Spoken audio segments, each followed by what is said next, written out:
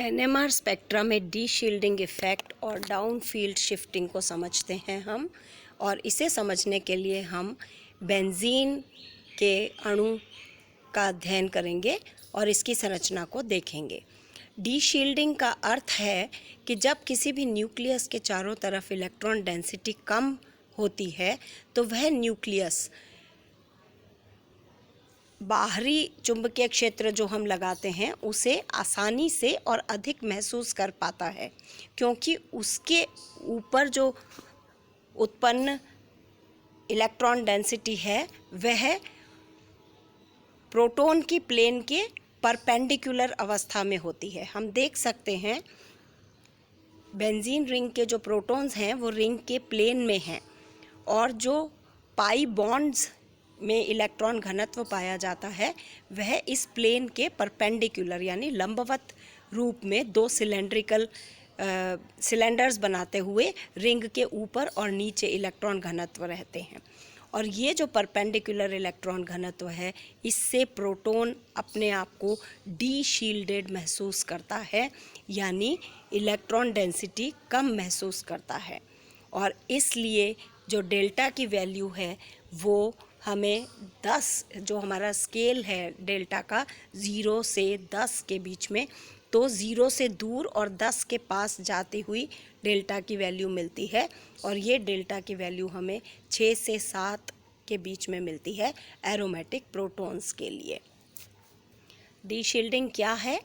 If the electron density around a nucleus decreases, the opposing magnetic field becomes small, and therefore the nucleus feels more the external magnetic field B0, and therefore it's said to be de-shielded. Because the proton experiences higher external magnetic field, it needs a higher frequency to achieve resonance, and therefore the chemical shifts downfield, means towards higher ppm.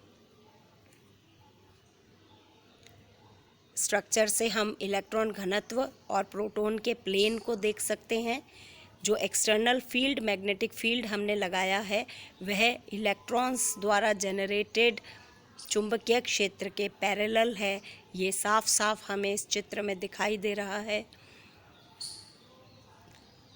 In benzene the ring protons experience D shielding because the induced magnetic field has the same direction outside the ring as the external field, and there the chemical shift is 7.3 ppm compared to 5.6 of vinylic proton in cyclohexane.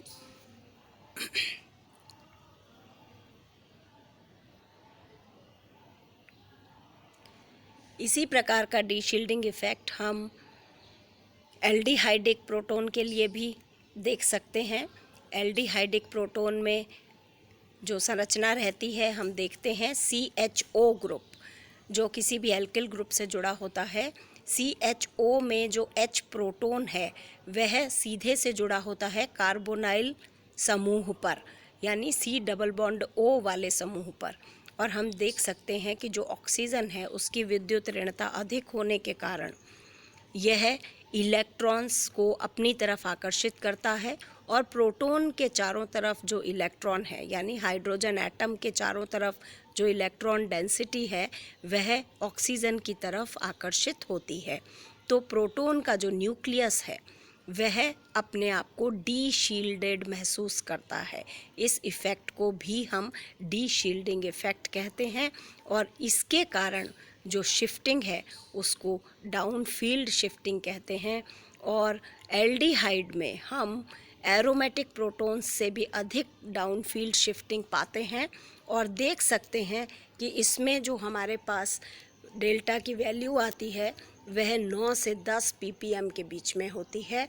और इस तरह से हम D shielding किसे कहते हैं, down field shifting किसे कहते हैं, शील्डिंग किसे कहते हैं, और अप फील्ड शिफ्टिंग किसे कहते हैं, यह हम 3 उदाहरणों यानी एसिटिलीन, जिसमें कि पाई इलेक्ट्रॉन्स की डेंसिटी बहुत अधिक महसूस करते हैं एसिटिलीन के प्रोटॉन्स अपने चारों तरफ, तो अप फील्ड शिफ्टिंग मिलती है। Hydrogen attached to the carbon adjacent to the sp hybridized carbon in aldehydic and ketones usually show up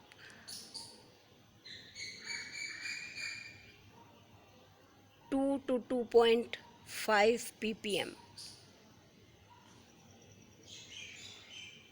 Aldehydic hydrogens are highly deshielded and appears far downfield as 9 to 10 ppm. Chemical shift of each proton is predicted by H, and chemical shift ranges H chemical shift for methyl group 1.1 ppm, H the chemical shift for CH group move downfield due to effect of the adjacent aldehydic group, that is 2.4. The chemical shift of aldehydic hydrogen is highly deshielded 9.6 ppm.